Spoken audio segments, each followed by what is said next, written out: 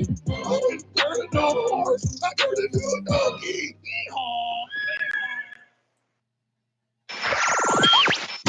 you are, make it TFR. Truth Frequency Radio.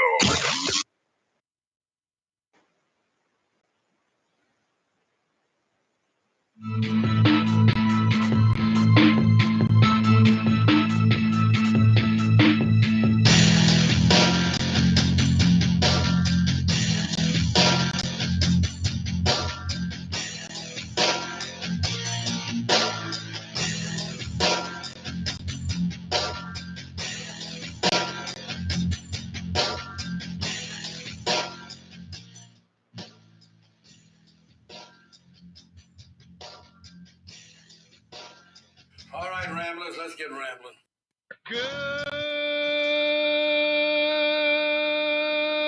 Good morning, TFR. Good morning.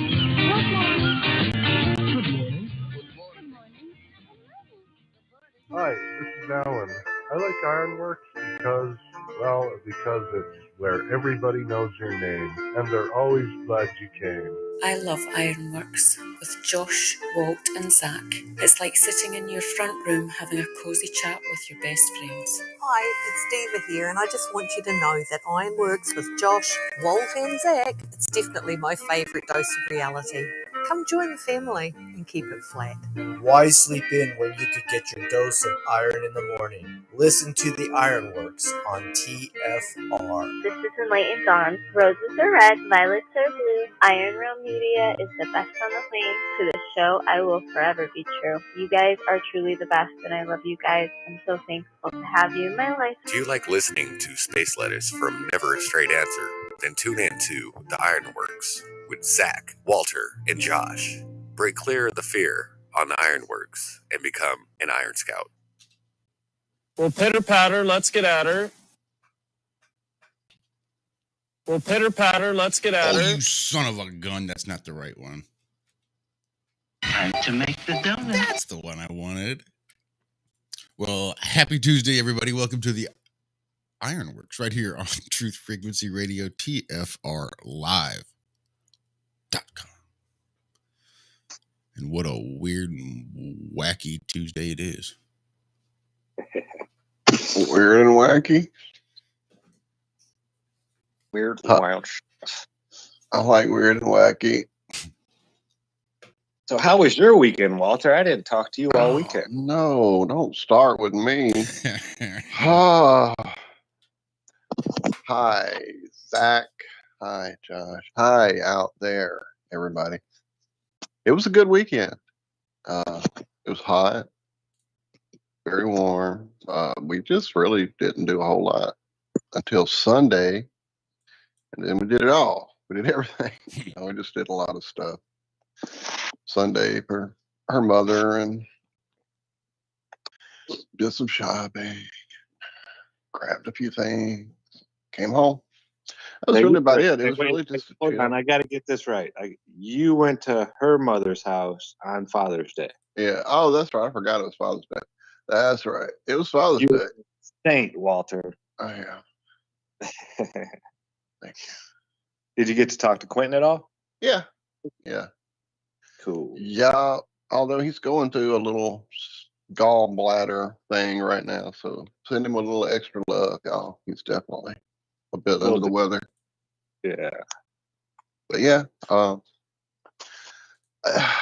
guess.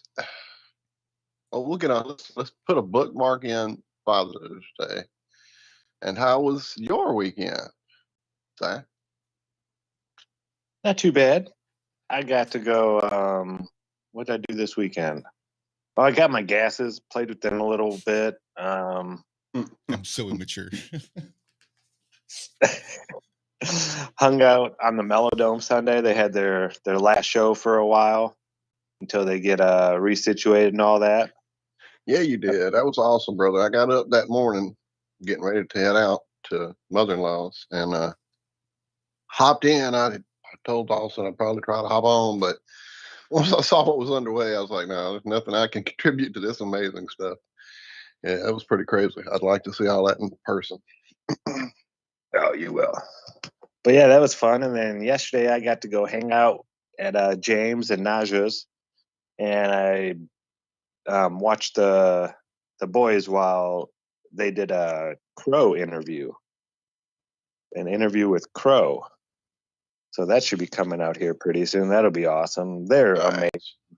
Yeah, just such a beautiful family unit they have over there. The boys are so smart and Yeah, they are. doing bright guys.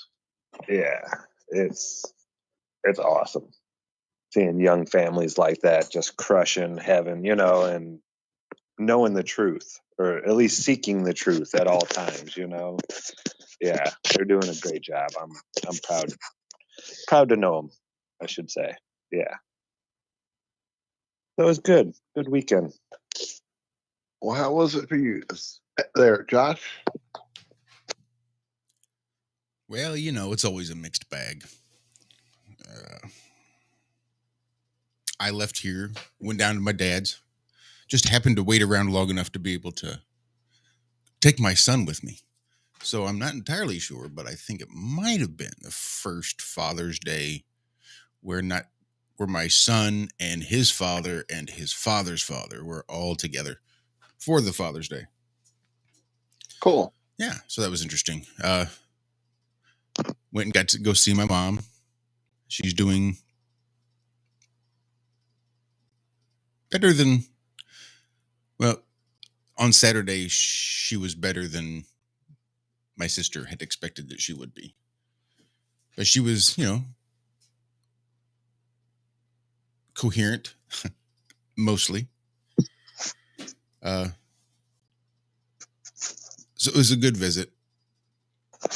It's just tough to see your parents getting older and watching that human body as it winds down.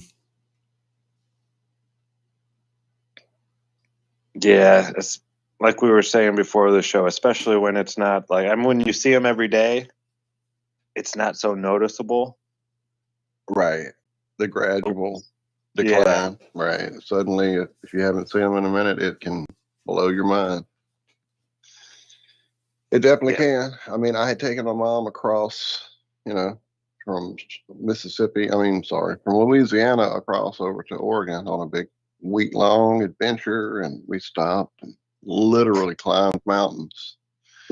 And, it was quite the amazing trip. And I guess 2 years later, I had the wreck. And when we went to pick Mom up at the airport and they wheeled her off the plane in a wheelchair, I'm like, what the hell's going on? Where's that amazing, powerful woman that climbed mountains with me just 2 years ago? She had just decreased considerably. So, yeah, it can be sudden when you're not around them all the time. But I did get to go sit around a fire with my son and listen to the coyotes and listen to the whippoorwills and not hear any traffic and just have quiet, dark, and enjoyable time. That's awesome. Yeah, it was. So it was a good weekend overall. Right. I'd like to think so, especially if something happens to one or both of his grandparents before he manages to make it down there again. So how's he been doing? Your son? He's been doing pretty good.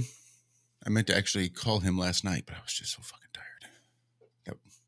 Dude, I was tired too. I was waiting to go to bed at 9:00. Oh. It was like 7:30 at night, and I was like, I'm just gonna lay down. I won't fall asleep yet, but I'm just gonna lay here.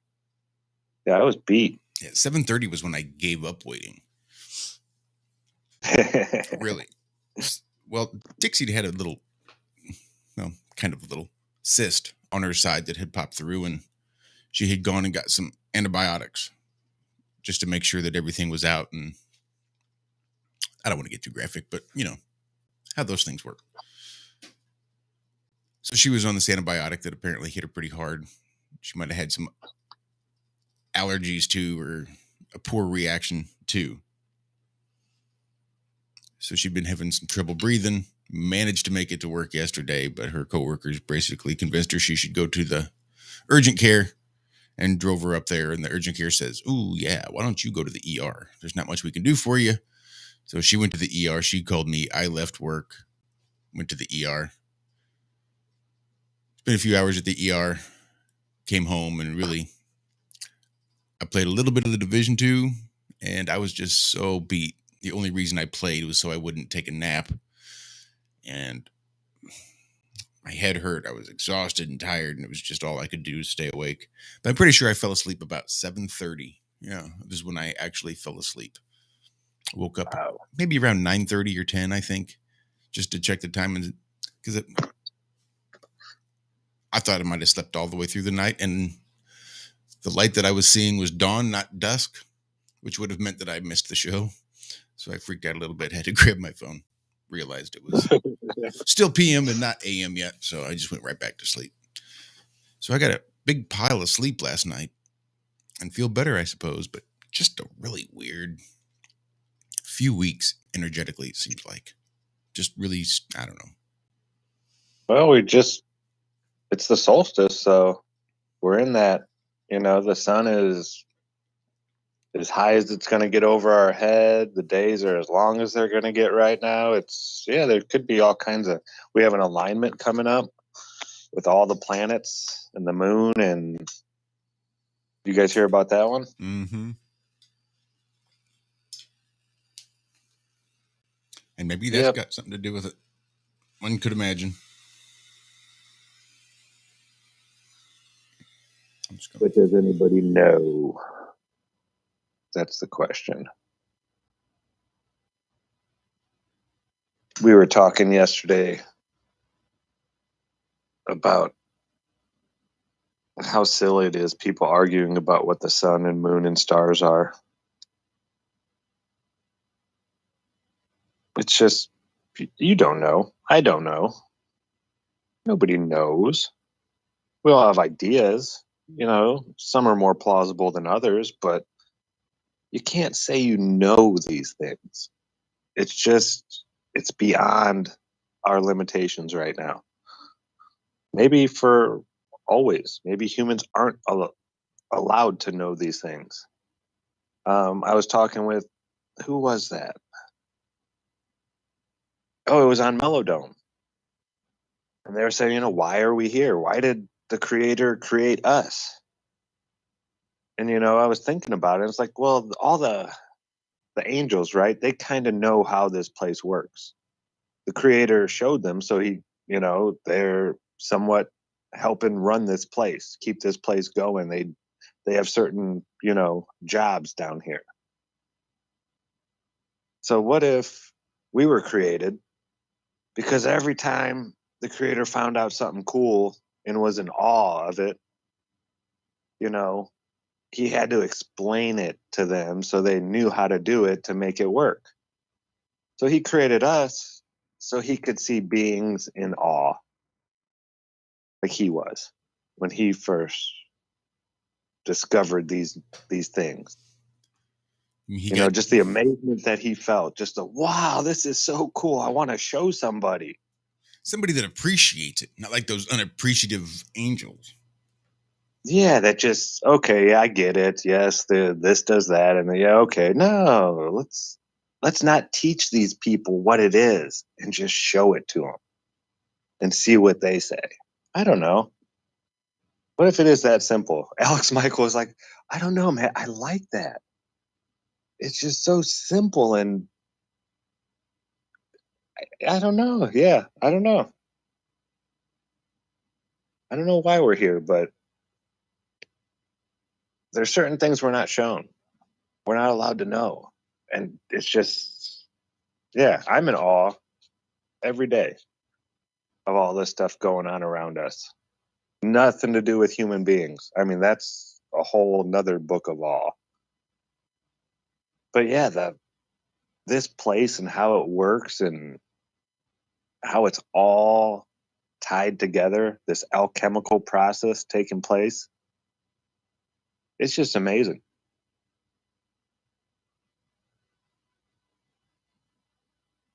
I don't know. I have to concur. It is quite amazing, and I like that idea, that creation idea that we're here to be amazed. There's this whole undercurrent of angelic, if you will, I guess, history that is like this undercurrent in a lot of things I've studied, read, experienced, whatever. Their jealousy at our ability to have free will is a huge chunk of part of why we're here and part of what the whole rebellion was about and all these things. Again, these are all different things I've read, different theologians over the years, just different things over the years I've read. And, just that idea that you just threw into it, that us standing in awe of this creation, of the experiences that we can have here, that we are here to have and create. And yeah, I like that idea. That's definitely adding to that quite a bit of weight. Quite a bit. There's this great story I read, and I'm trying to remember the name of it. It's almost certainly a Neil Gaiman story, and it's talking about creation, literally the creation. The angels working on different aspects of creation. Some of them had to work on love. Some of them had to work on jealousy. Some of them had to work on murder and death and just all these different things. I don't want to spoil the story in case you ever find it and read it. It's a great story. Great story. I'll find out who it was here in a minute, but I think it was Gaiman. But yeah, why exactly are we here? It's always something that I ponder and am obviously rambling on about as the coffee is kicking in. So why not shut up and we can move on? I had put a bookmark in Father's Day. Even before flat Earth, I had a lot of ideas about things that our society agrees with and does as an agreed upon whatever, and those created by the greeting card company holidays were always something that stuck in my craw hugely. I mean, it was already, even as I was growing up, commercialism of Christmas had already gotten out of control. But just watching as it just, over life changed, and I don't know, again, rambling. But that kind of fed into the fact that I completely didn't even realize it was Father's Day until I went and called or texted first and then called. And then it's like, oh, that's today. I don't know. It's part of that whole thing. Daz, you're here. We're just creating a different reality. And part of that is just not going along with some of these agreed upon things, conventions. I don't know. Like the new national holiday, Juneteenth. What is that? I'm being very silly because I've heard about it here over the last, what has it been? 2 fucking years? And then, like it's been a lifetime of, let's celebrate this date. It's been for 2 fucking years that this has been in the media and news that I've known about. And I'm pretty cognizant of holidays. We were just talking about that. So the fact that, suddenly it's this forever known date that everybody's been celebrating forever. Really? Have they? Maybe in some communities, in some pockets of the world, but not in mine or anyone I've ever known in 55 years. Yeah, the retailers are all upset because there's not enough people buying Juneteenth merchandise. Oh, is that it? They put it out right after the I don't know, what did they just put out? Christmas stuff. We invested all this money, you bastards. The news box told us you like this stuff, and we buy it for you to buy, and you're not buying it from us, you sons of bitches.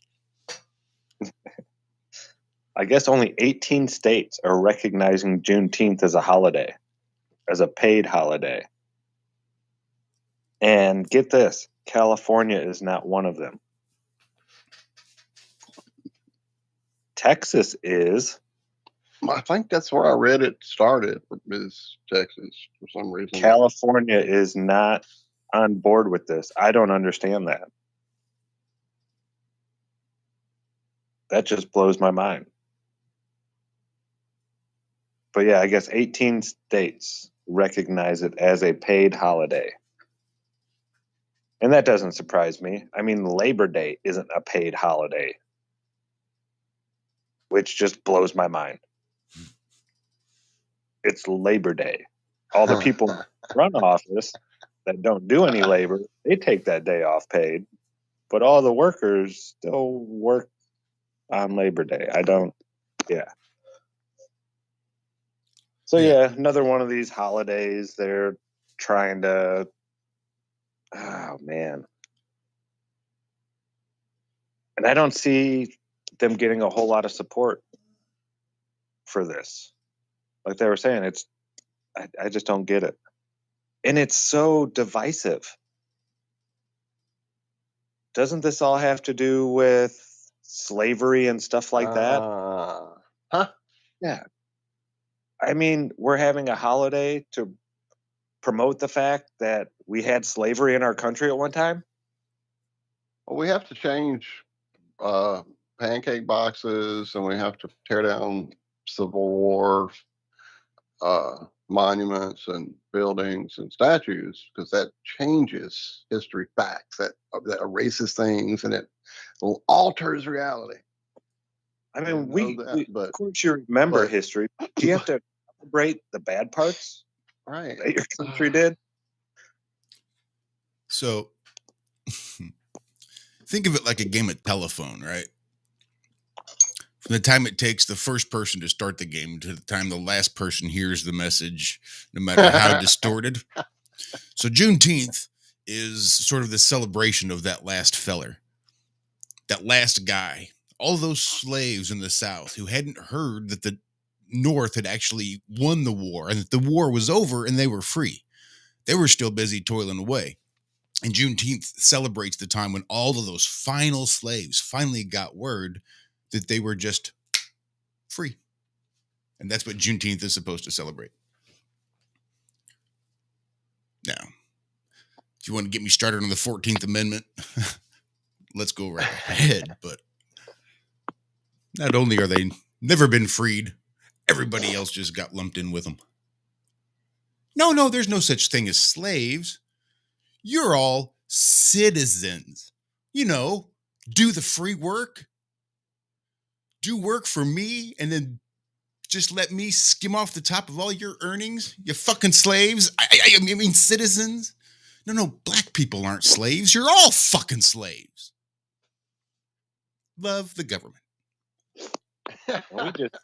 We just made a new fiat currency to prove it. So it was such a surreal time on Saturday. This whole conversation, because I know that my dad and his wife, my stepmom, they've been together for 35 years, probably 40 years, if you count the time my father was having an affair. Anyway, I know they are definitely like way left of center. I get it. They're political. They're normies. They're smart, but they're normies. And I get it. Look at it this way. In 7 years, not one time have they ever asked what my podcast was about. They'll ask about the podcast. They'll ask how it's going. We'll have conversations about it. But the subject matter has not been mentioned once. I know they know. That's crazy. They cannot not know what my shows are about. I'm sure my mom talks. You can't Google my name really without coming across it, I'm sure. Uh-huh. but not once has it ever been mentioned, the subject of the shows that we do. It's fine. But the subject was climate change and how hot it's been. Oh, goodness. And pretty soon, I'm hearing the virtues of the plans to actually spray salt water into the skies in an attempt to reflect sunlight and cool the planet. I'm sorry. Oh, Extolling virtues. And I know they've seen my chemtrail posts. I know they know that because those chemtrail posts are 15 years old. yeah, they are. It was this. There were probably 7 or 8 conspiracy theories that they would have ridiculed me for that they were promoting this weekend. It was such a test of my willpower to not just jump in. Snap, right? I mean, it was just insane. The only time I couldn't do it was, again, once they got to the banking.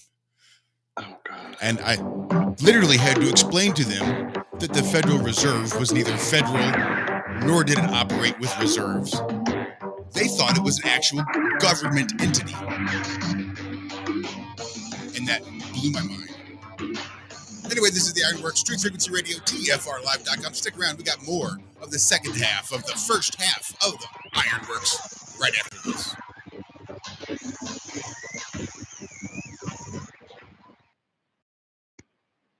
And to get the most from this series, let me give you just a quick list. Here's number 1, be thankful. I think, first of all, to get more, we need to just be thankful for what we already have, especially living in this unbelievable country.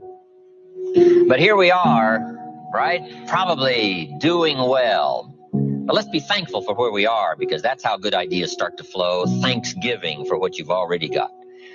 Here's what blocks the flow of all good information: cynicism. It's not that difficult to be a practiced cynic. Feeling cynical about circumstances, cynical about place, cynical about opportunity, cynical about people. But if we turn that around, turn cynicism into thanksgiving, now the ideas can flow, information can flow, refinement of ideas can flow. So that's number 1, be thankful.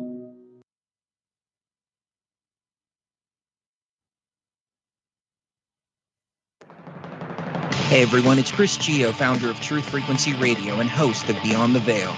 The mainstream media and establishment are running scared right now, and they've prominently featured TruthFrequencyRadio.com as number 89 on the federal government's hit list, also known as the fake news list, which is essentially a list of sites slated for censorship on Facebook, YouTube, Google, and other social media. Now is the time for you to get involved. Share your favorite TFR shows far and wide on forums and social media. Tell your friends and family about your favorite shows. If you're a business owner, get in touch with us to feature your product or service right here on TFR. And if you haven't done so already, become a TFR supporter now and get unlimited commercial-free downloads in high quality. Visit truthfrequencyradio.com/sign-up. Thank you for making TFR the leader in independent and uncensored talk radio. Truth Frequency Radio, your protection from deception.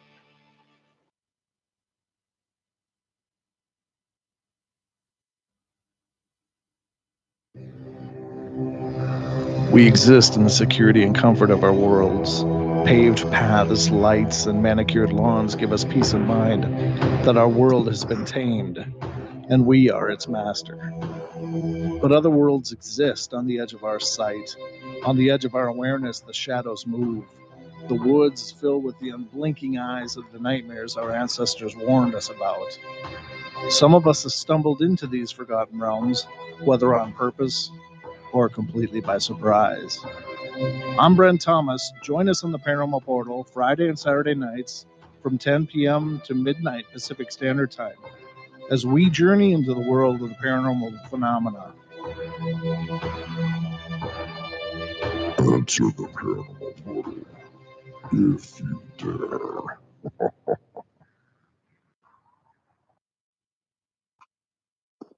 Real people, real radio. Wherever you are, make it TFR. Truth Frequency Radio.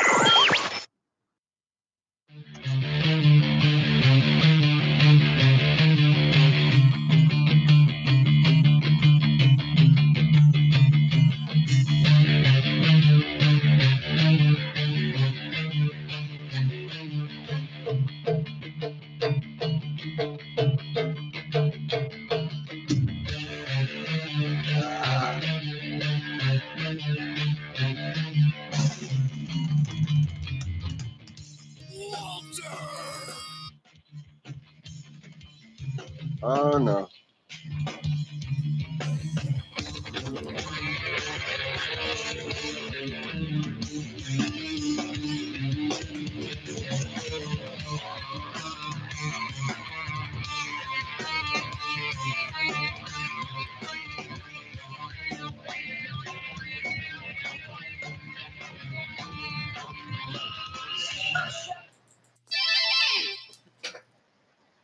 Yeah, I think that'll do. Welcome back to the second half of the first half of the Ironworks, right here at Truth Frequency Radio, TFRlive.com.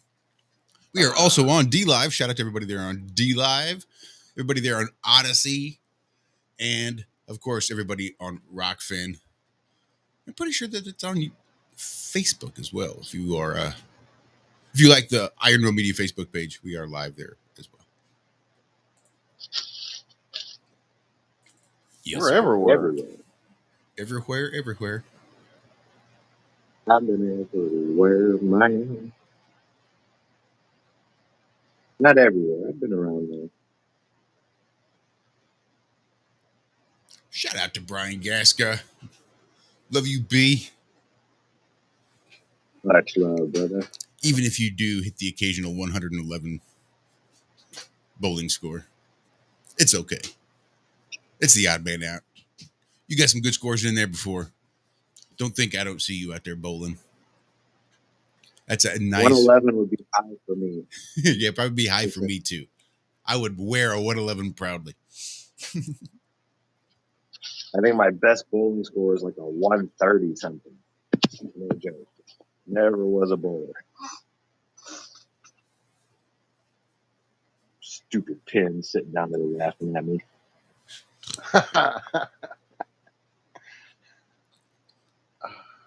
I bet you bowled back in the day, Walt. A little. Yeah, it was more of a family thing, really, than anything else. We would go rent out a lane, and yeah, we'd have a blast. It's been a while. Bowling is different now. Back in the day when we did like midnight bowling, we had like, black lights, and they had painted the walls, and it was a whole thing. But I went to quote unquote one not too many years back here in a close place, and it wasn't the same. It's like, man, you kids don't even know. Here, have this starburst. Right. Yeah, I had buddies that took it way. They had like 220 averages and went, a couple times a week. Their parents bowled. So they were like into it. Me, I was doing like Fred Flintstone and going between my legs, and they just didn't find it funny at all. They took it way too seriously for me, so I never really got into bowling. I'd go and hang out and drink cups of beer for $1. Right. Well, it was more of a hangout as a teenager than anything. That was where the arcade games were. That's where the girls were. So that's where we were. I never bowled, I don't think, until I got into my almost 20s, late teens for sure. Now, what's 2 strikes in a row called? I know 3 is a turkey. Right? 3 strikes in a row is a turkey. I forget what 2 in a row was. Yeah, so you're way more into it than I was. I know there's terms for all that, but I don't remember. See, it was because we played a bowling video game. That's the only reason I knew any of that stuff. At the bowling alley, ironically.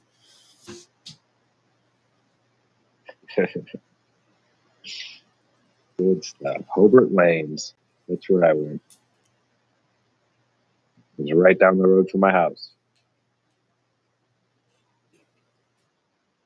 Never liked the bowling though. So did you? Oh my goodness! I just saw this article,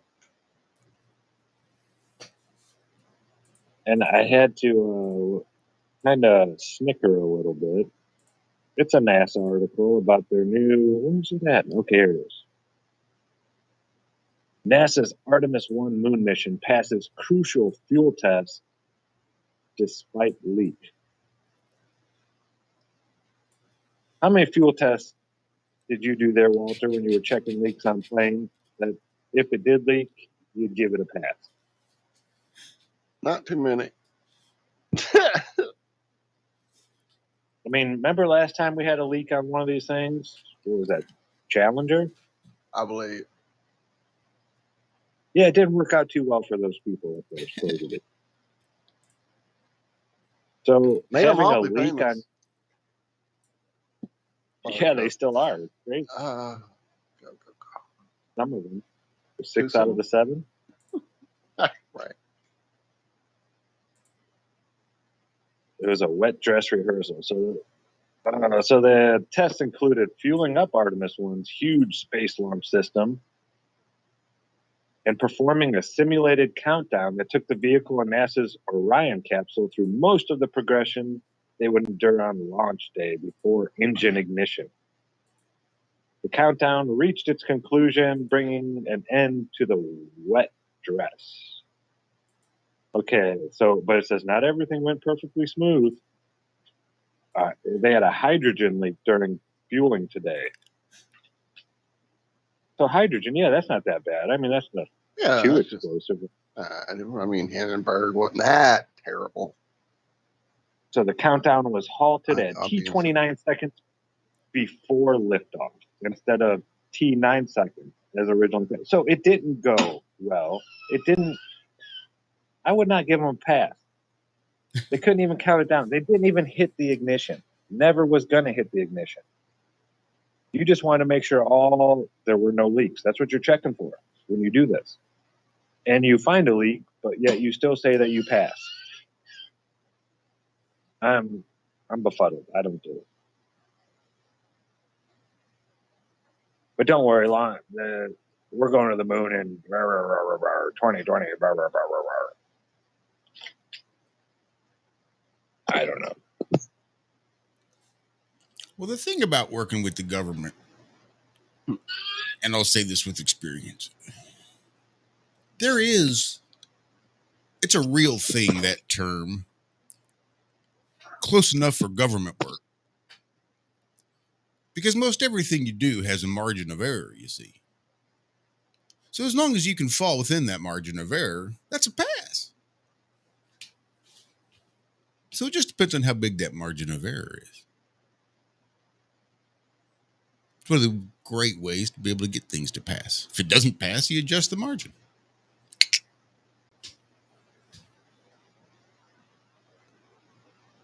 Kind of like Einstein, where he said if the data doesn't fit the theory, just change the data. That's right. Move the goalposts, so to say. Exactly. So if now all of a sudden you realize that you're getting more fluoride than the CDC says is healthy for the human body, well, you just have the CDC up that rating above what you're getting now. That way it falls back into the green, you see. Oh, now we're safe again. We're not getting any less, but the danger level just went higher. So we're good.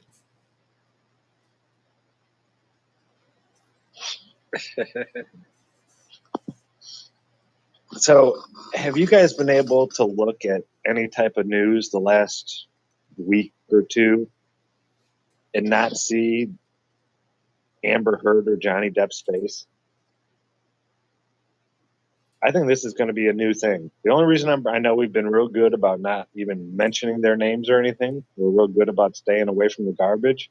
But I don't want to talk about the garbage so much. I want to talk about the powers that be finding a new thing to grab people's attention. This has got so many people. It's actually waking people up. Cammie was telling me about this yesterday, that what was said in the courtroom and what is being, promoted on a lot of these mainstream media outlets is so vast that this is waking people up. They're lying to us. The news is lying to us. It's amazing that, but on the other hand, there are millions of people that are so wrapped up into this that I think they're just prolonged. I bet we see 3 or 4 of these celebrity divorces or lawsuit type things a year now. This was such a great head turner to get people to not look at any of the issues and stuff that's really going on. I think this might be one of their new weapons. It always has been Hollywood, but the amount of buzz that this got just from the common person. There were people who had like 10,000 subs on their channel that are now up over 500,000 because they covered the Johnny Depp Amber Heard trial. 500,000. They were having, 100,000 people live in their chats when they used to have like 20, 30. So yeah, it's something. And I think they picked up on it and they know, hey, this is a great head turner, a great distraction. I don't know. What do you guys think? There was one? No, but yeah, you're right. They're definitely playing it up, and I can't turn on my phone to go look for some stories for the show without seeing, his smarmy face or her gross face. Yeah, it's amazing how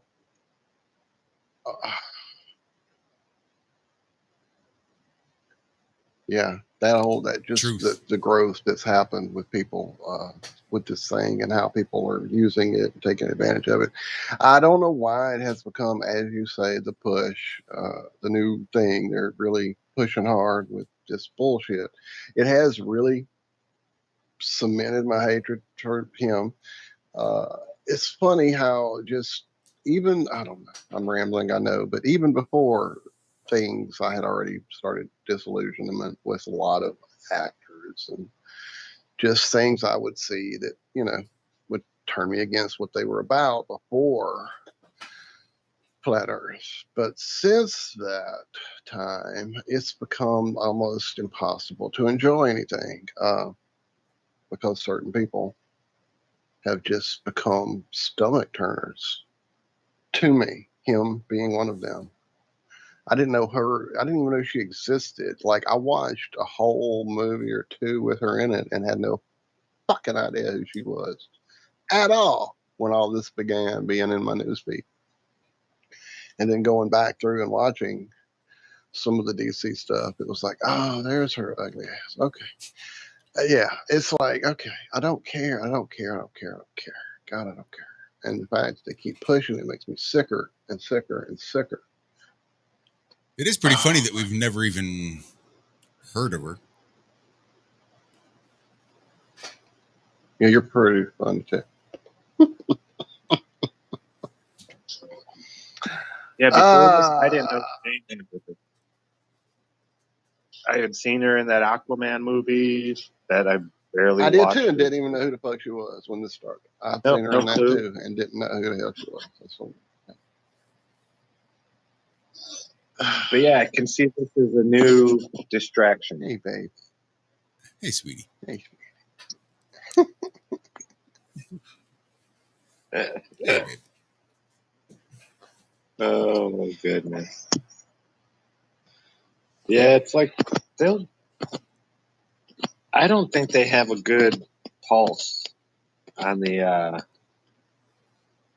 they're just throwing shit at the wall and see if one sticks right now.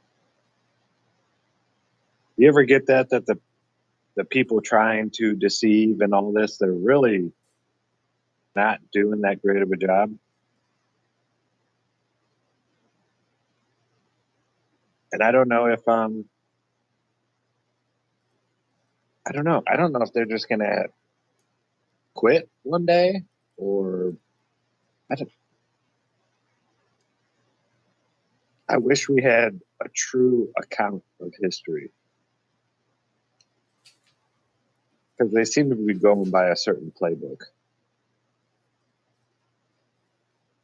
Do you think they're going to try to bring out another world war? I mean, that's according to Albert Pike and Morals and Dogma. The final war is supposed to be between the Christians and the Muslims. Right? That's supposed to be the war to end the religious war battle and bring in the new one world religion and blah blah blah blah blah blah blah. I'd say that already that happened. happening. I would say it already did. Wasn't that what the Crusades? Isn't that what that was? Well, I mean, he wrote this in the 1850s. He was saying, he said World War I was going to happen a certain way, it did. World War II is going to happen a certain way, and it did. But he said there was going to be that third war. That was going to be the war to end all wars and bring in the new world order. And I just don't see him anywhere close to that. I think that's bullshit. I don't care how right he thinks he was for 1 and 2. The idea that the big one is what's going to bring in the new world order is bullshit. The implication is that the new world order isn't already here and hasn't already been enacted and been acting upon us this whole fucking time.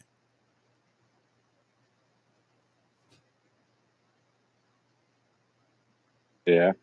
You're going to tell me that COVID bullshit went down and the new world order is not here? We're waiting for the new world order to take over? Quit it. Albert Pike don't know what he's talking about.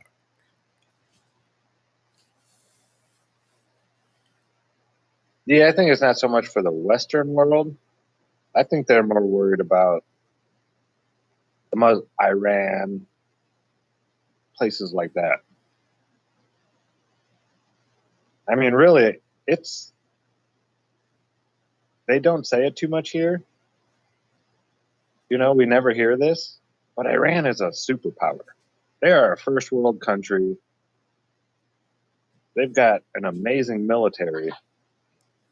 And if the United States really hated them so much and they were that weak, we would just go in and take it over.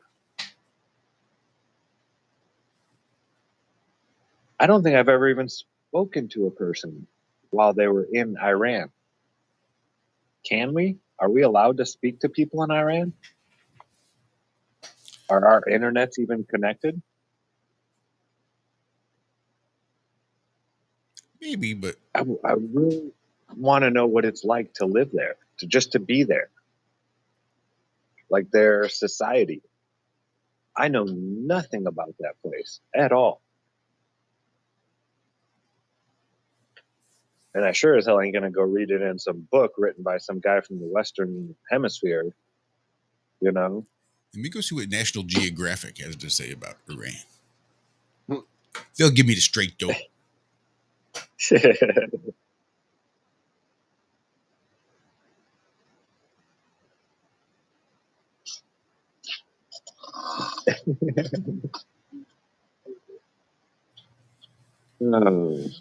Yeah, it's just all you lovely people in chat. Places. Sorry, Josh. I'll just give it a shout out to all the lovely people in chat.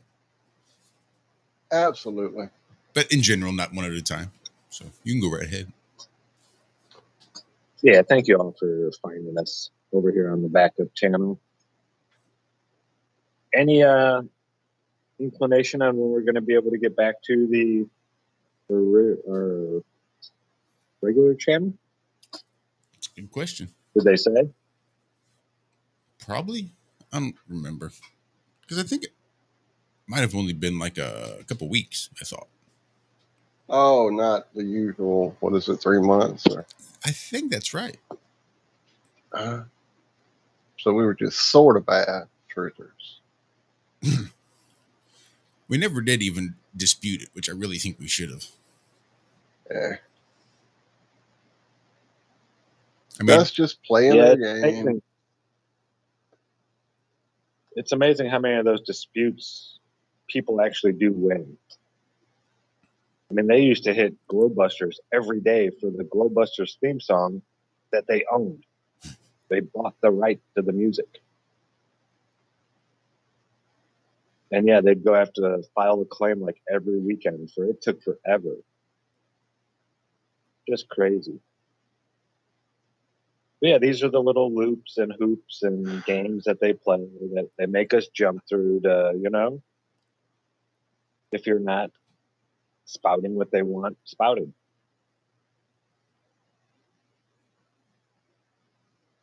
Oh yeah, you can come on YouTube and say your things and this and that. We're just going to make it 10 times harder than it is for everybody else. But the censorship isn't working. The censorship backfired on them, just like it is right now with. I was watching some numbers about mainstream news on Awaken with JP. You guys know him? Redheaded guy, comedian. oh yeah. Yeah. He is outperforming CNN by like fivefold. The numbers CNN gets for a show is like average of 500,000 viewers. For each video he puts out, you go back and look at the numbers from a CNN, you know, piece or whatever, and then how many people watched his videos. Now, of course, they're watching CNN live and watching his videos over like a week. But this is just one guy, him and another person doing this. CNN's got, you know, hundreds of people working for them. And they're, you know, broadcast all across the country. And it's just going to show that nobody under 65 is listening to anything CNN has to say anymore. I mean, they've got to know they're on a sinking ship, like bad. They're not, they quit, you know, bailing water. Now they're looking for the life rafts. And I don't know how much longer CNN's going to be around. They tried that streamcast thing. You're already a 24-hour news agency. What extra are you going to offer people on a streaming service? 24-hour streaming. You're 24 hours already. Micro echo chambers. Little echo chambers. Where you said small echo chambers where you can hear exactly the very specific thing you want echoed into your brain. Trump is bad. Trump is bad. GOP is bad. We must save the children. Oh my goodness. So we got a few minutes here before the next break. We're going to have to talk about this because this is a win for the good guys here, I think. But Leah Thomas, Liam or whatever his name is, he's been banned as FINA, F-I-N-A, votes to restrict transgender women from competitions. Pretty sure FINA is like the world swimming blah, blah, blah. You know, if you want to set a world record in swimming, you have to be FINA approved. Yeah, it's the world swimming governing body. But they banned transgender women from competing in events starting Monday. Now, someone asked, I think it was Cammie and I were talking about this yesterday, and said, you know, they showed a transgender, and they were saying, well, that's not fair that you don't let me. Nobody's saying you can't compete. Nobody. Who said you can't go out there as a man and compete? Nobody. But to say some words, and now you have an advantage over everybody else in that sport, we're not allowing that anymore. You don't get to just say, you know, I'm a chicken, and go cockfight a bunch of chickens and just step on their heads and wring their necks and kill them. You don't get to do that. I'm sorry. Are you comparing women to chickens, Zach? Jesus. No, I'm just saying it's that silly. It really is. You don't get to say that you're, you know, you don't get to be a pit bull and say, I'm going to go fight with chihuahuas because now I'm a chihuahua. No, if you can go fight other pit bulls and say you're a chihuahua, that's fine. But you don't get to fight chihuahuas. And I'm not comparing men and women as chihuahuas and pit bulls, that big of a difference. Don't get me wrong, but just listen to the basics of what I'm saying. You know, there's a big advantage. Yeah, bitches get tripping. Between a male and a woman. And yeah, nobody's saying that you can't compete. Go compete as a man, how you were born. That's what you do. Nobody's saying you don't get to compete. You're not being discriminated against, but you don't get to change your mind about what you are and get an unfair advantage over everybody else who didn't change their mind. It doesn't work that way. Sorry. And there's no prejudice or this is just basic common sense, folks. You would think that. You would think but that. Yes, a little bit of normalcy is seeping back into the ludicrousness of. And I do believe that they had an exception for trans athletes that have transitioned prior to puberty. So it's like if you can do the 12. Yeah, prior to 12, then you're good. But anything after 12, then nope. Go form your own club. Censorship and regulation is becoming an ever-growing problem in today's modern media. From the mainstream to YouTube and Google, the information you're looking for is buried by official narratives and propaganda. This is why TFR is 100% uncensored, unregulated, and listener-supported. The shows on TFR are not micromanaged by the station, and our hosts are free to speak their minds however they please. As such, the views and opinions expressed on our station are of those who make them. If you happen to hear anything offensive on TFR, please send us an email to toughtitty@tfrlive.com, and we'll be happy to tell you that we really don't give a damn. We stand for freedom of speech and non-censorship. If you also stand for free speech, you can go to tfrlive.com/signup and sign up for a TFR supporter pass and help us in our mission to keep the airwaves uncensored and unregulated. TFR Live, your uncensored and unregulated protection from deception.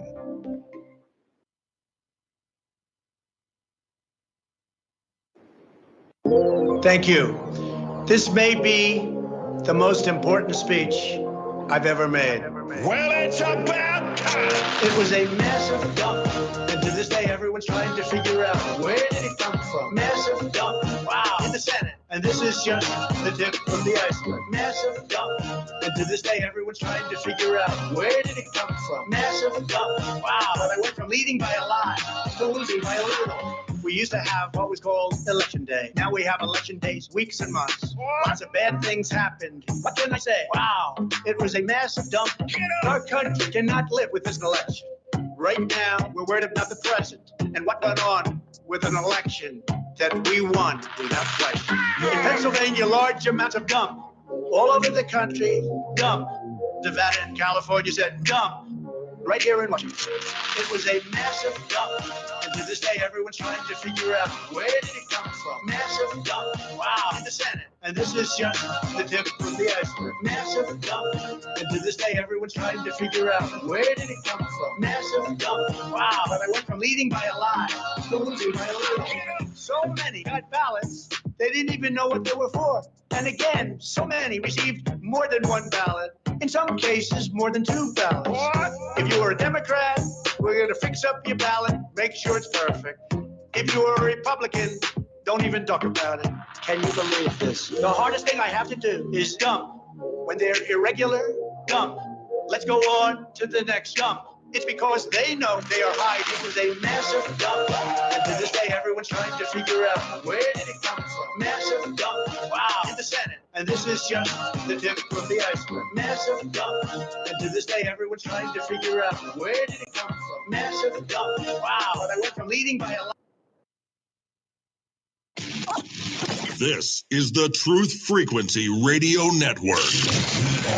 TFR. Truth Frequency Radio.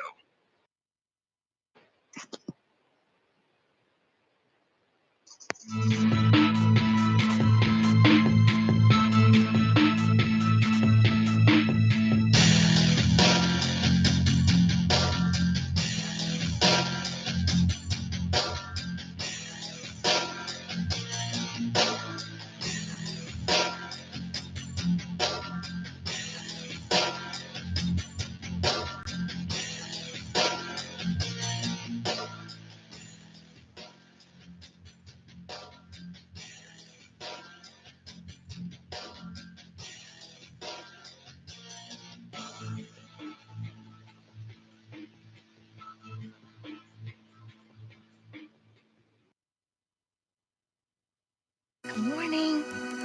I'm here. Wake up. Wake up. Wake up. Wake up! What is dark matter? Okay, we don't know. That's great. That's why it's called dark. It's exactly. Everyone knows all reputable information comes from random people on the internet. Tell me things, internet. The earth is flat. It's like school in your hand. Okay, dark matter is something we do not know what it is. We believe that dark matter is there, but we have never detected it. Well, what I'm afraid of course, is that there is no dark matter out there. There was one? There is no dark matter out there. We need to think really hard. Hi, this is Alan. I like Ironworx because it's where everybody knows your name, and they're always glad you came. I love Ironworx with Josh, Walt, and Zach. It's like sitting in your front room having a cozy chat with your best friends. Hi, it's Diva here, and I just want you to know that Ironworx with Josh, Walt, and Zach, it's definitely my favourite dose of reality. Come join the family and keep it flat. Why sleep in when you could get your dose of iron in the morning? Listen to the Ironworx on TFR. This is Enlightened Dawn. Roses are red, violets are blue. Iron Realm Media is the best on the planet. To the show, I will forever be true. You guys are truly the best, and I love you guys. I'm so thankful to have you in my life. Do you like listening to space letters from Never a Straight Answer? Then tune in to the Ironworx with Zach, Walter, and Josh. Break clear of the fear on the Ironworx and become an Iron Scout. It is Tuesday, my dudes. And welcome back to the Ironworx. By my calculations, and as you may have guessed, this is the first half of the second half. Right. Right. I guessed correctly then. You have chosen wisely. So, Zach, I saw you and I did dueling stories. I saw that. Oh, the Einstein Hawking. Yeah, you put it in about, I guess, 11, about an hour and a half later, I threw it in there. They didn't even know you'd put it in. So, yeah, and they're stacked. Like we won a game show or something. So, why is Einstein a peerless genius? And our good buddy Steven there is just an ordinary genius. There's got to be reasons, right? One would think. I can't wait to hear this. I'm having trouble finding it. It's up a little bit. Like, I think it was, yeah. It's up there somewhere. You'll see them. They're stacked. So basically basically, from what I saw here, this is just basically statistics is what we're looking at, I guess.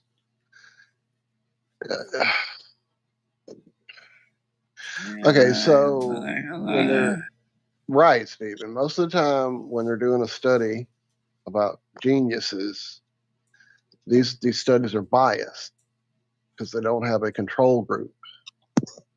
When you take a placebo group, a genius placebo group, and you add that to the analysis, well, what's found is most predictive, someone being labeled a genius is not their productivity or list of citation. Get ready. This is what determines this genius level, and this is when you look at the number of pages into which their Wikipedia entries have been translated. Oh my goodness. Yes. Of course. Okay, I'm done. That's pretty much over for me then. I don't need to read no more. I don't know. That last one seems really should have been the headline, I think. Would have been a much better, more accurate headline. Why is Einstein a peerless genius and Hawking an ordinary genius? Well, let's get down to the nitty-gritty. Why some people are considered geniuses while other equally impressive people are not seems largely arbitrary. Full stop. How about completely arbitrary? And what the fuck is a genius placebo group? Is that just what you call window lickers? I think that was like that. What, like was it 83, 84? I don't. They were like right after the Flock of Seagulls came out. They came out. I think. I'm not sure. I don't know. Maybe it was 84. Maybe 84. So yeah, truly and truly. I mean, it really. This story kind of has a lot of nothing.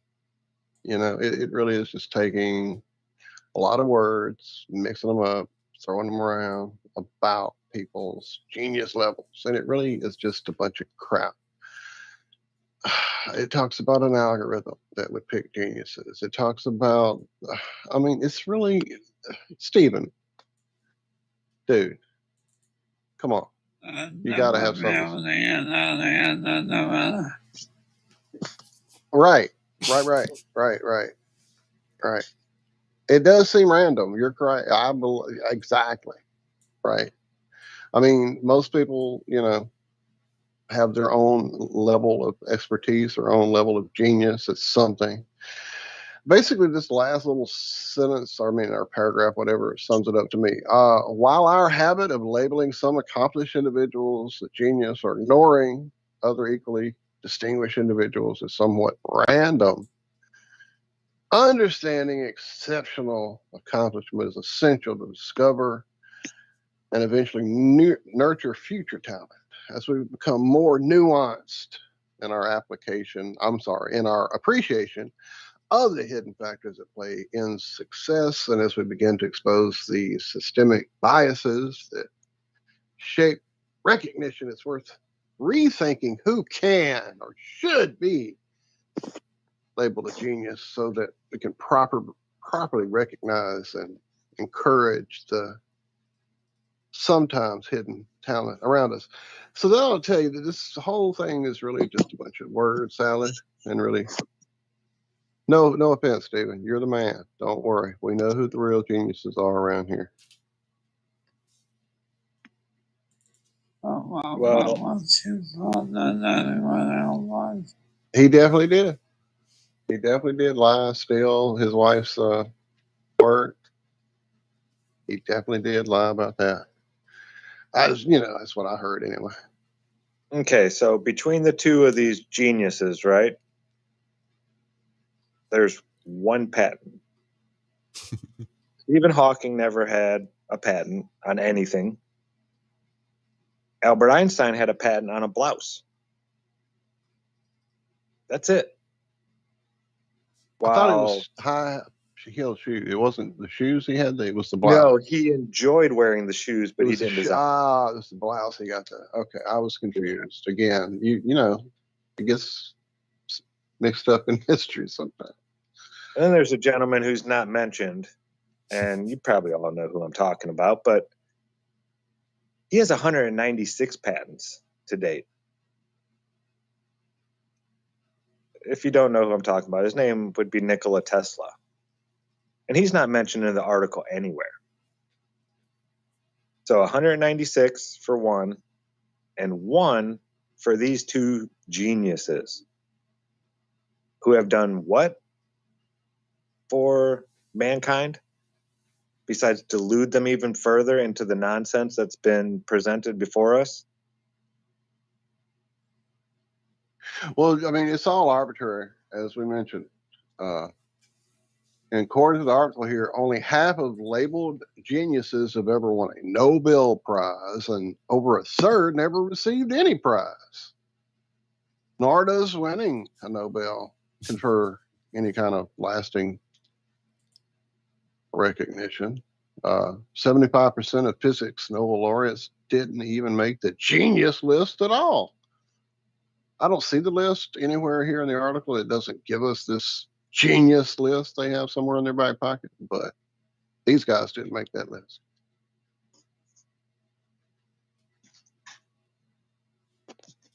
Yeah, I don't know.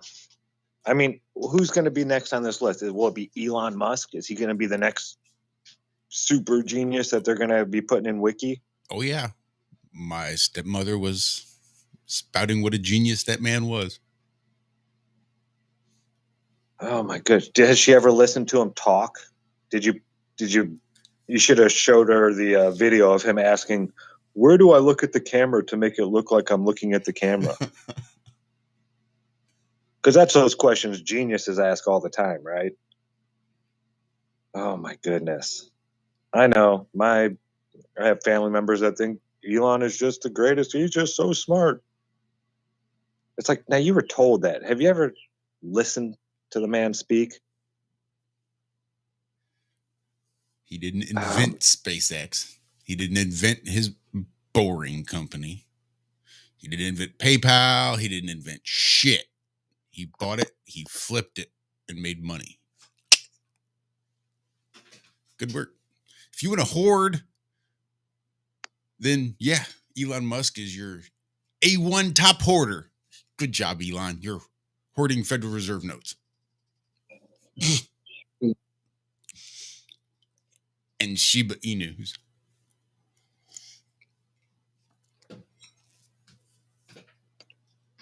That's one of them meme coins. One of them crypto credit meme coins. Yeah, that one guy was trying to sue him because he bought Dogecoin and Dogecoin fell. It's like, dude, it's like the stock market. There's no backsies. Sorry. Just throw yourself out the window like every other failed financial expert. Good Lord.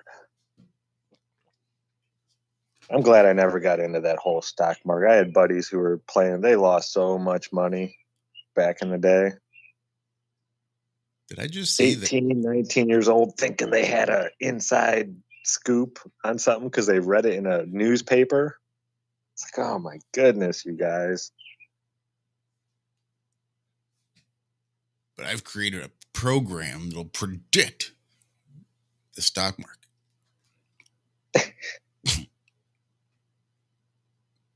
The question most asked this weekend by me was, do you think the system is broken or do you think it's running exactly as it was designed? I mean, yeah, I hear you bitch about the rich getting richer and the poor getting poorer, but that's the system. If you don't believe me, look at your history books.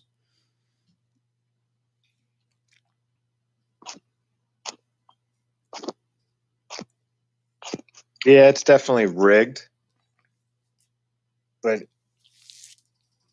that's the one nice part about living in the United States. And don't get me wrong, I know there's so much shady stuff that goes on. You can't just invent something great and then patent it and sell it and make it. Depends on what it is. Now you make something for a, like a gardening tool or something like, there's all kinds of things we can make. You start making free energy devices and cars that run on water, you're not going to get too far. You can't, disrupt their system too much. But here in the US, you can start a business. You can become wealthy. Where in other places, it's almost like not allowed. You don't get to own land in some countries. It's all government land. It's the people's land and this and that and blah blah blah blah blah blah blah, and communism's great and this and that, but there's an option to grow here. And I'm not saying if you work hard and put it, it's gonna work out. No, it's not how it works. But yeah, it's different in that way. I mean, capitalism, as much as people hate it, it gets results. People competing to make the best product, so that's the product that people go out and buy, means that we have good products that last, and it's not all like some of the stuff that we get from China. People they'll pay more for a good product. And that's the reason that we have good products, is because we have choices. It's not the government saying, okay, these companies are going to make shoes and everybody gets to go get a pair of shoes twice a year. And everybody goes and stands in a line and gets their pair of shoes. How well do you think those shoes are going to be made? Do you think the people making those shoes are going to give a shit? The owners of those companies are like, no, it's government grants. You just make the shoes. It's missing a couple stitches. Just throw it in there. To where in capitalist society, someone buys a pair of shoes and a couple of stitches are missing and they start falling apart. They never go back and get the pair of shoes from that company again. They have options. And that's the only thing I really like about capitalism, is it makes people try harder and not just half-ass it and say, oh, well, it's a product that they can use. It may only last a couple times, but who cares? And me, I'm not about the money and all that kind of stuff, but I do like my products to work when I go to use them and not fall apart in my hands. It is a plus. So invent a better. I thought communism was the greatest thing on earth when I was younger. I was reading through it and the rules and regulations, and I was like, wow, this is like a utopia. And then you throw human beings in it, and it fucks it all up. It just messes everything all up, and there's the greed and this and that, and just human beings and emotions. So we can't do that because we're human. We're not robots. But in your capitalist society, which is being taught as just so evil, and all these liberal colleges, capital. There are communist countries in this realm. People can go and move there if they want. I don't understand why. I don't know. I'm going to get off this soapbox. But yeah, it's just, you're not going to get good products through a communist system. People aren't going to care about what they make. There's always going to be some people, the proud guys that make every chair just as good as the last one, and they mess up a little part, they scrap the wood and make a new chair. You're always going to have those people. But you're also going to have people that are, this leg is an inch shorter than the other three. Who cares? Throw it in there. That's just a little wobble. Yeah, just a little wobble. And that's communism. That's just my 2 cents on the matter. Yeah, I'm not for it. It'd be great if we could just not have money. But still, then you're going towards communism and people not caring and this and that. Humans need a reason to work harder. So many of them. I don't know if that's in upbringing or what. You know, what type of work ethics do you have? Do you like being in the union because you don't have to do too much and all you have to do is show up? Or would you rather be not in a union and get paid more than all your other fellow employees because you work harder? You know, it's a double-edged sword, really. You're going to find the lazy people and the hardworking people, and they're going to have to work together to get everything done. Somebody said once upon a time, my brain says Stephen Wright, but I don't think that's correct. But somebody once said that motivation is just a poor excuse for laziness. Or for not being lazy. Now I forget the goddamn quote. But the point is, I think it's a human trait. I mean, Zach, if you want to dig a hole, would you rather use your bare hands or a shovel? I'm going to go with the shovel. Oh, you lazy bastard. You know how much hard work you're avoiding by not going through it with doing it with your hands? Why are you avoiding the hard work, Zach? Why would you want to be so lazy and take the easy way out? Just step up. Do the hard work. Or figure out how to make the hard work easier. Like Scrooge McDuck's father told him when he left Scotland. Work smarter, not harder. There you go. That's how he made his zillions.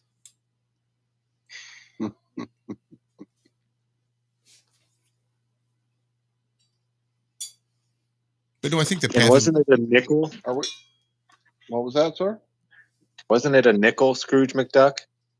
He didn't have like his first penny or his first dollar. I'm pretty sure it was a nickel. Was it like his prize? It might have been a penny. I'm pretty sure it was a nickel. It's been too long for me. Yeah.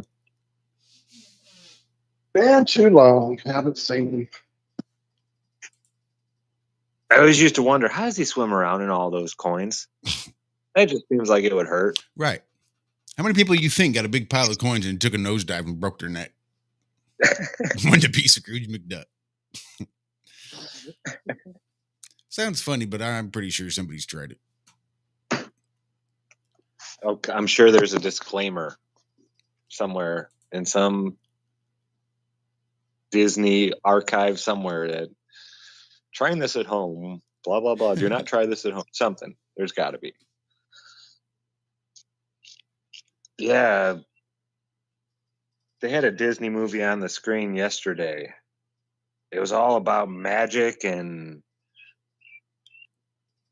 like being a witch or wizard, and it was humans and elves living together, and I forget the name of what it was called.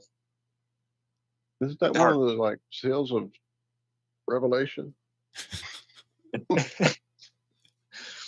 Yeah, it was a one word name, like a lot of Disney movies are.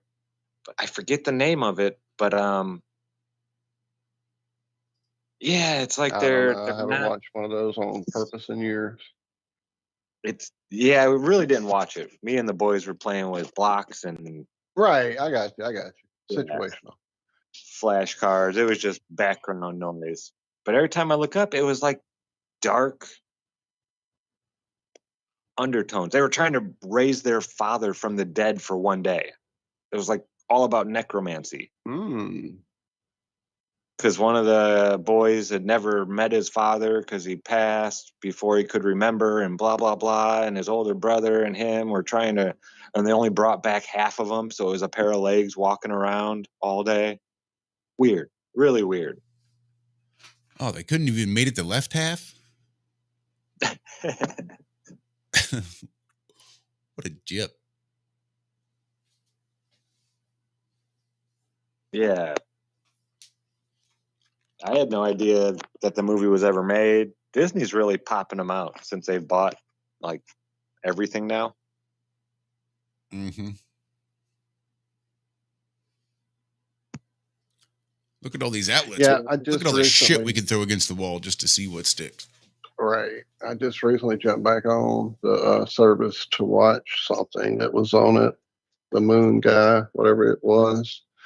Meh.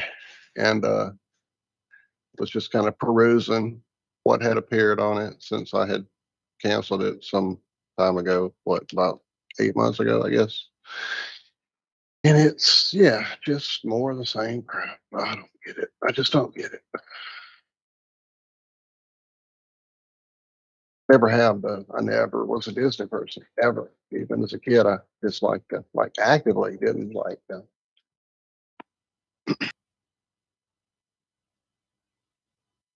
I was a See, rebel. Huh? I was Sorry. the exact opposite. I had Mickey Mouse bedspread. I mean, and that was at like 12, 13 years old. I don't know why, but I was infatuated with Mickey Mouse and the checkerboard stuff. My floor was a checkerboard. Hmm.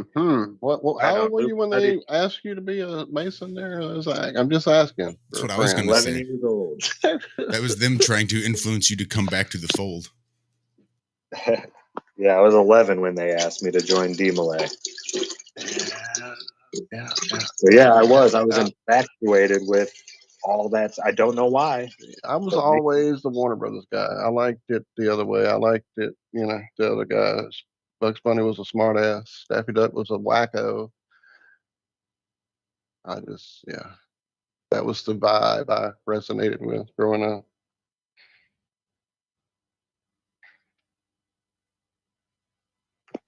Well, Yeah, I it think was. we're about to hit a break, ladies and gentlemen. Maybe the final break of the show. Holy cow, right on cue. Look at you go, Walter. Hey, I do it. Good stuff. Well, thanks to everybody that's made it this far. Stick around. We've got one more segment left of the show on this fine Tuesday morning. Stick around. We have more right after this and these briefest of messages.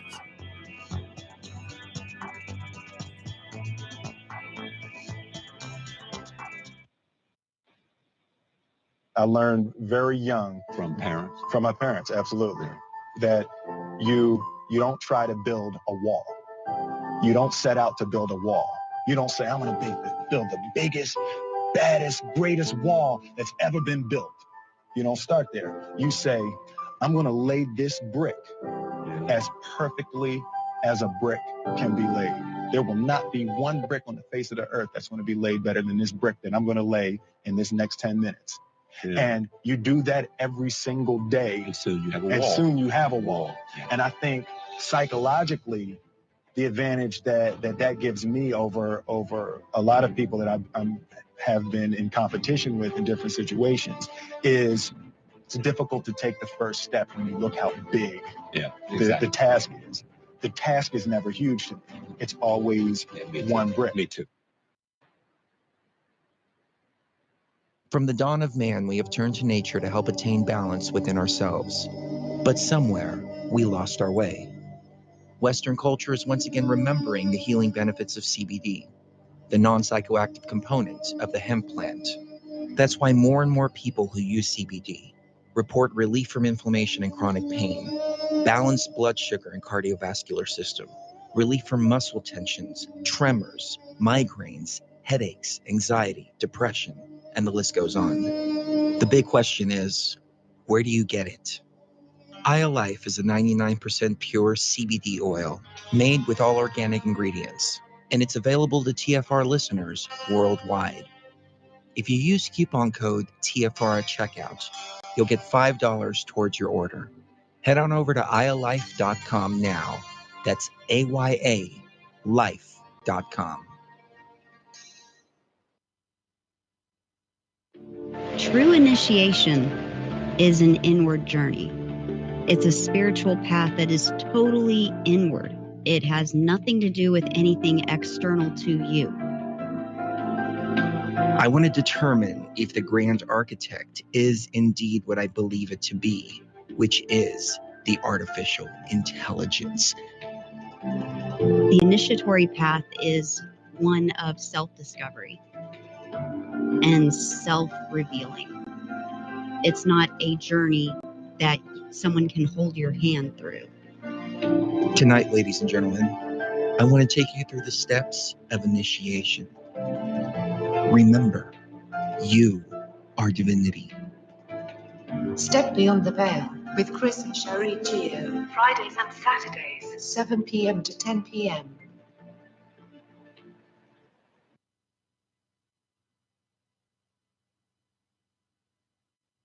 You're listening to the Truth Frequency Radio Network. No hate, no hype, no fear.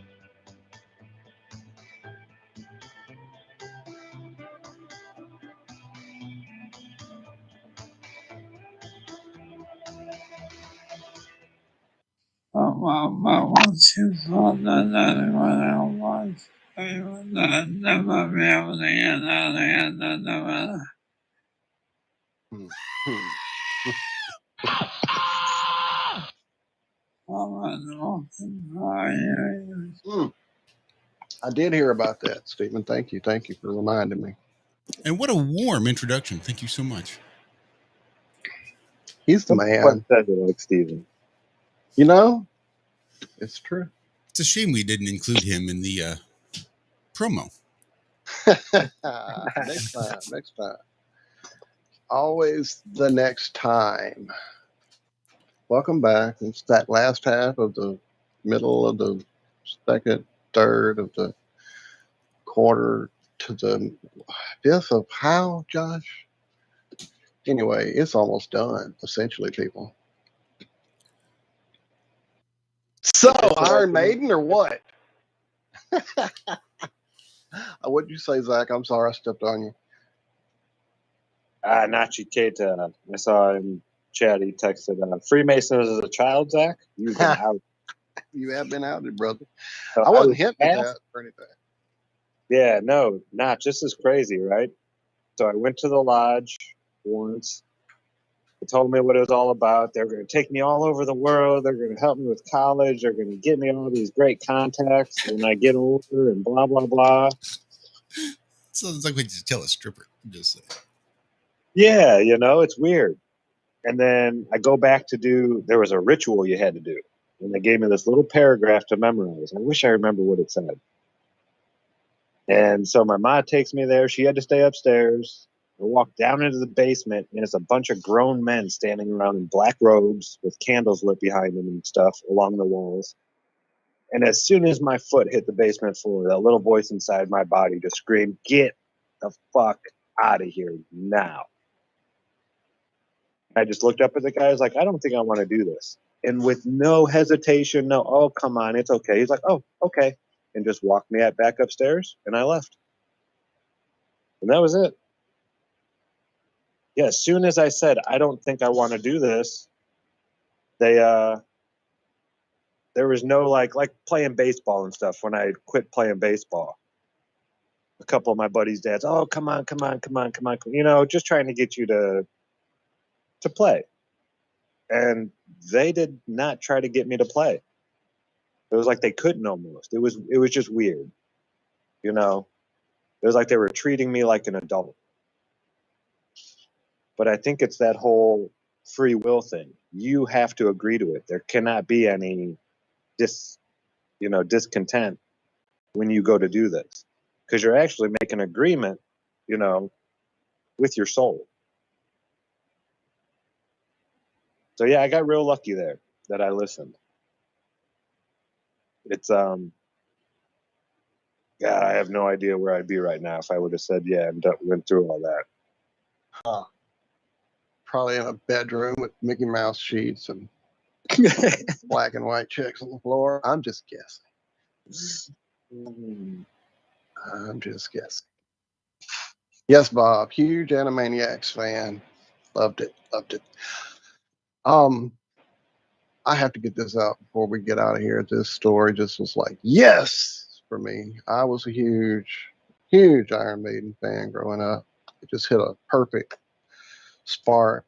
Operatic voice, vocals, amazing driving bass line. Steve Harris was a beast on that bass.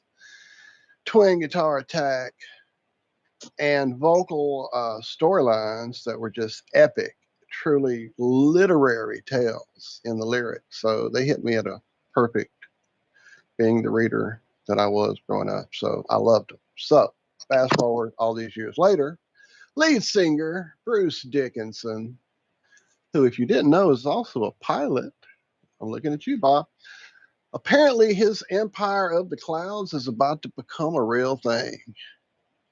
He is now the front man of a company that has now got 10 airships commissioned. These are blimps, airships, helium-filled. The Airlander 10 helium-filled ships have been under development for years. There's now a $600 million deal. They'll be used in Spain as soon as 2026. I bet we'll see them in the sky before we see man on the moon. Dixon, who's a qualified commercial air pilot, is associated with hybrid air vehicles. They've begun construction after the order was placed by Air Nostrum, a company owned by the parent company, British Airways. The ships are being built in the north of England. There's a picture here. I'll throw it in the show description. It's not a big, huge thing. I would guess about the size of a smaller Goodyear blimp. They had various sized Goodyear blimps, and this is one of the smaller versions. But yeah, exciting, especially if you're into the whole hidden history idea of us once having skies filled with dirigibles. Yeah, I think I was listening to a UAP video he put out yesterday. Great channel if you guys don't know it. Yeah. Just UAP. I actually just followed them on Rockbend this morning. I just found them. It popped up as a suggested one for me. So, but he was going through the ancient Vedic texts of India and how all these people were writing about aerial vehicles, about floating, about flying with no floating. I mean, there was all kinds of mentions of this in, from long, long ago, these flying machines. And a lot of them, they said, were kind of like a balloon type dirigible type thing. So yeah, these things have been around forever. And I think it's super interesting how they did away with them. yeah, this one explosion just made it so, worldwide, no more dirigibles. It's not safe. Like, yeah, it's because you're using hydrogen, not helium. Good But thing that NASA. song that I referenced. Oh, I'm sorry. Go ahead. I was going to say, good thing I was NASA just learned gonna that lesson.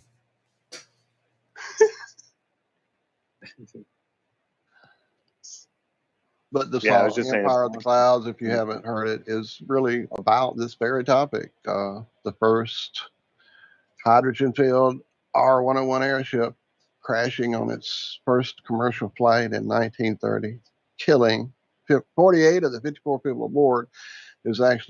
That's what the song Empire of the Clouds is about.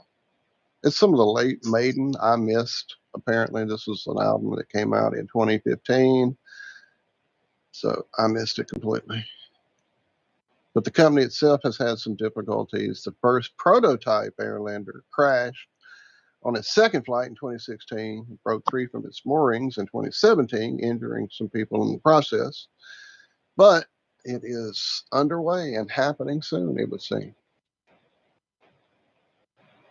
Nachiketa in chat says some of the Vimanas are still stationed in temples, but no one is allowed to see or yeah, India has so many temples. Some of them that they're so remote and hard to get to. I wouldn't doubt that. I've seen there's a guy, I forget his name. I bet I know the exact but channel you're talking about. I was trying to remember his name. Prahiv Mohan. Yeah, Maybe Prahiv Mohan, something like that. But he goes to all these temples and he shows these aren't just buildings. These are like machines. Yeah, I know These the guy. big He's great. temples I like have moving parts. It's just, yeah, it's amazing. The history that's been hidden in places where they say it's like a third world country, blah, blah, blah type thing, you know, and it's, the architecture screams different, that there was advanced technology here long ago that's just been forgotten about. And Vimanas was a big part of that. I had heard a story, you know, one of those conspiracy theories about a Vimana found in Afghanistan in a hidden cave in a temple somewhere, this or that. And they were saying that's one of the reasons that we went into Afghanistan. And Iraq was like killing, destroying history and all the history that was there. But Afghanistan, supposedly they were finding like ancient super technologies there. Yeah, I don't know. You know, I never saw any pictures, didn't see a whole lot about that, didn't hear a whole lot about it, which makes me think more that it is probably legit, you know? And something's kind of, you hear about it and then it's swept away and not talked about anymore. But yeah, I believe, now this is a belief, that's it, that some of these machines, these old tech machines are still out there. I doubt that they still, you know, are running from their original state.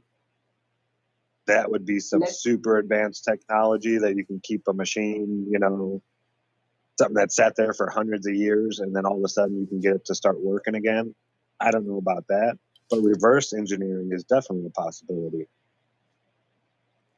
But yeah, these things I believe are still out there. If you were to neutralize, neutralize, wasn't laughing at you there, Zach. I had just dropped the link for Praveen's channel in chat, or I was.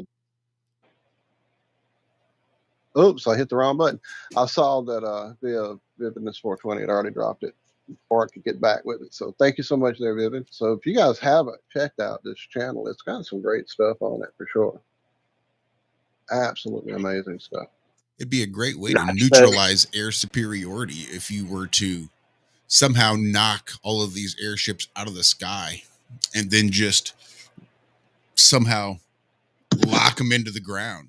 Say if you were to move the ground over to them and then just solidify it around them and just lock them down so nobody could have that air superiority anymore.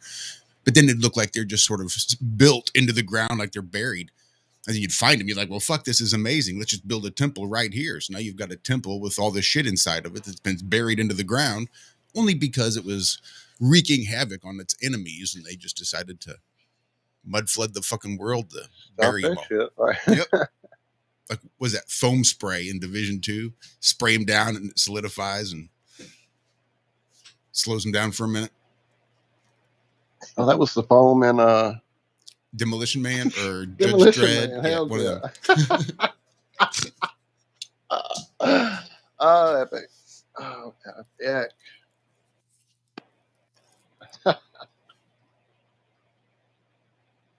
Can't even write this stuff. Hello, I'm sorry. I have a cat jumping on me.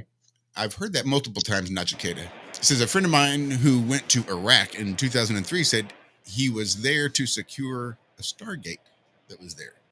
And I've actually heard that in multiple. I've heard that a few times. Yeah. From a few different sources. Yeah.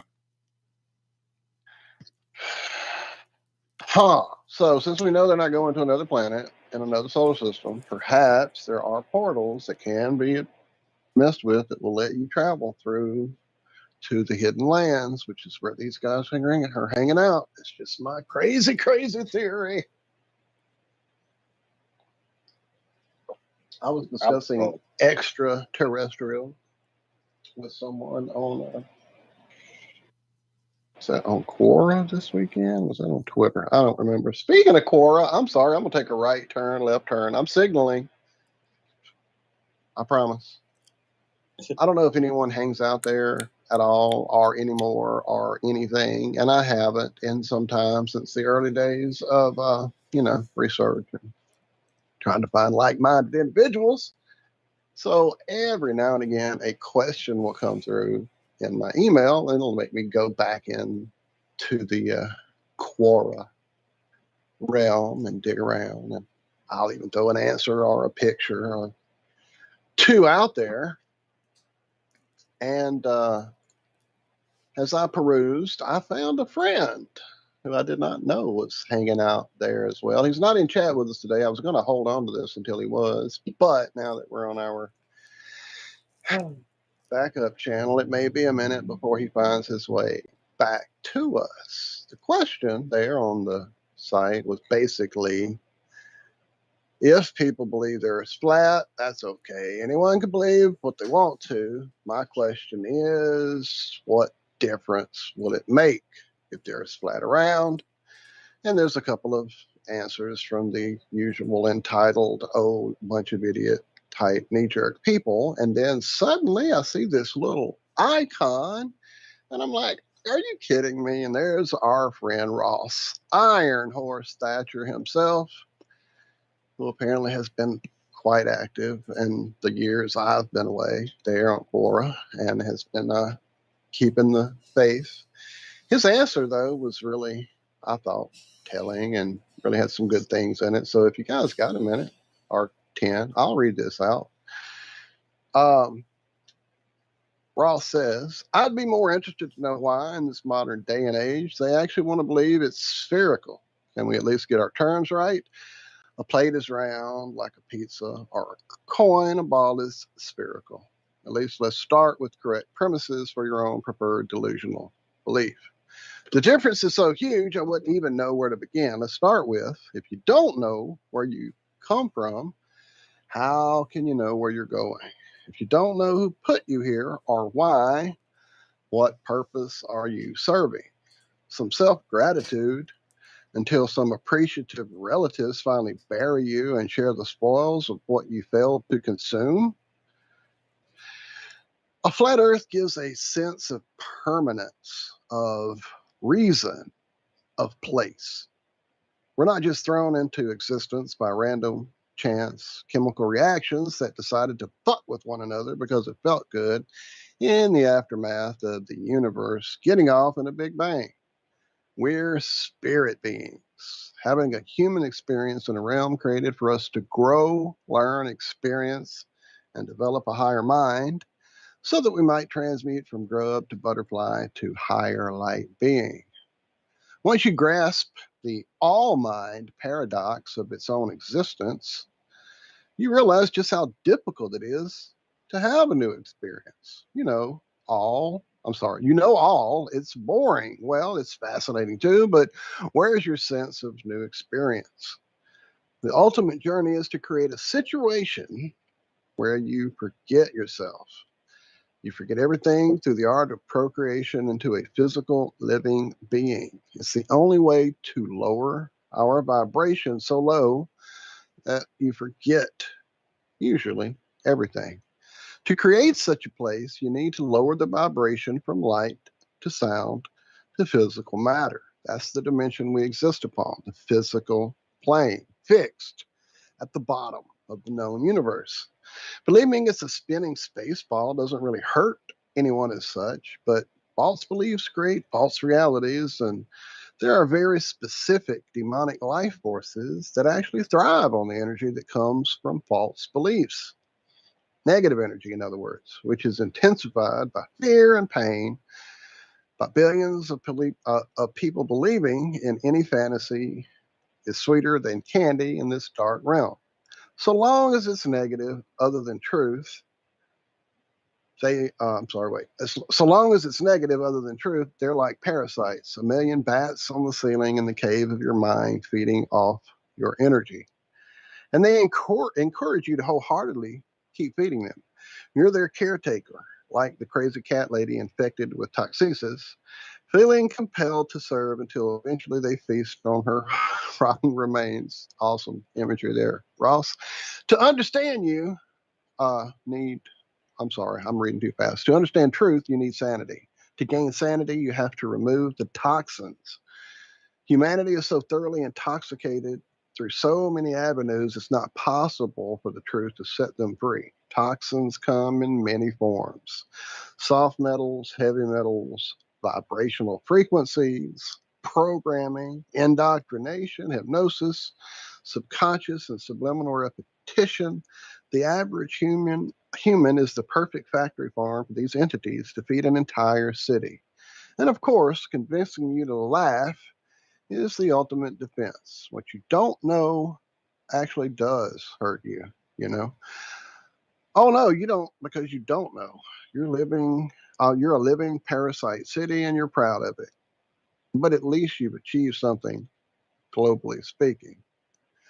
I'll drop the link over here for you guys to peruse Ross's post there. And there's other questions and some other nice people there to check out and follow. Trying to get it to you. There we go. It will be in the chat momentarily. There it is. And if someone sees Ross in another show, chat, or on his channel, let him know. Come hang out over here on our Bad Truther channel, back up Iron Real Media podcast channel. And thank you all that have found your way over here and are hanging out with us while we're being put on our knees in the corner. Whoa. I like that. What kind of punishment did you get? All right. To end it all off, we got to talk about this. I just pulled it up. It's from 11 hours ago. You're not going to believe this. Well, you probably will, because this place. So I'm going to call him Scottish. They say a British man, but he's from Scotland. So I'm going to say a Scottish man turned away from giving blood after refusing to answer if he was pregnant. I'm going to say it one more time. Scottish man. Yeah. Scottish man turned away from giving blood after refusing to answer if he was pregnant. If he was pregnant. A man in his 60s, according to the report. 66 years old. And he had to answer if he was pregnant or not. Or they wouldn't, and they refused to take his blood because he wouldn't say, I'm not pregnant. I'm sorry, now in order for us to help other people, we have to LARP along with this nonsense?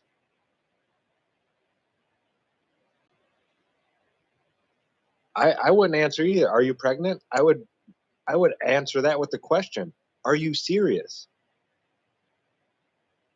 And that's a serious question, because your question isn't serious. Your question is dumb.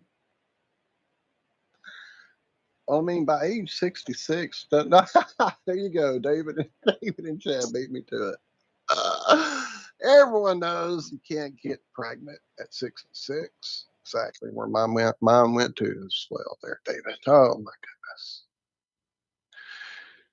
And this is something that he does normally. He's given 125 pints of blood. So they've just changed the questionnaire to be more inclusive, Zach. That's how you virtue signal in this world of ours. Inclusive to what? Retardation? Clown school? I mean, college? No, clown world. That's it. Clown world that we live in. Your brain has to be retarded. You have to not be able to tell the difference between a man and a woman and what their capabilities are, what possibly might happen to a man different than a woman. You have to just forget all that.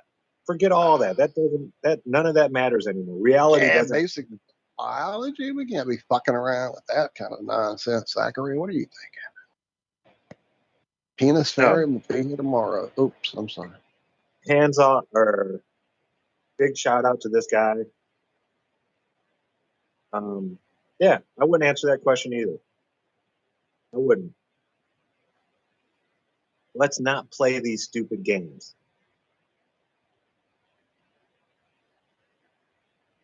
Yeah, that's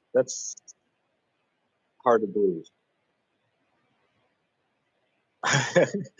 David says, I will protest for the right to be pregnant. Yeah. Let me know how that one goes, David. When you become pregnant, then I'll start supporting you and back you 100%. But until then, I'm going to stick with reality. Oh, my goodness, folks. Can't make this stuff up. At least it's not just here in the United States. It's the only good I can draw from this is we're not the only nut jobs on the plane. No, it's good to be among the crazies. I suppose we found our tribe. Wow, we've almost knocked this one out, ladies and gentlemen. Thank y'all for finding your way over here to our backup channel. If you see others wandering about looking for their daily iron fix, let them know where we are. We're trying to let a few people know here and there on the other media sources, but it's difficult sometimes. So, but thank you all for hanging out this morning. Just We'll a heads up, we Friday morning. might have a really cool guest coming on a Have No Sphere here real soon, hopefully. We got a message from him, what was that, yesterday, Josh? Yes, we did. Maybe over the weekend. It's kind of hard to say because I was so not plugged in that the exact timing of things was really thrown off. So I don't know. But it was recently. Yeah, definitely excited to hear that could be coming up soon. Yeah, I have yet to respond. So, We'll figure it out Wednesday. Wow. Love you guys. Thank you so much. Love y'all. Love you guys. Hope to see you back here Friday morning for more of the Ironworks. Until then, make sure you have a great rest of your week. Be good. Be well. We love you. Bye-bye.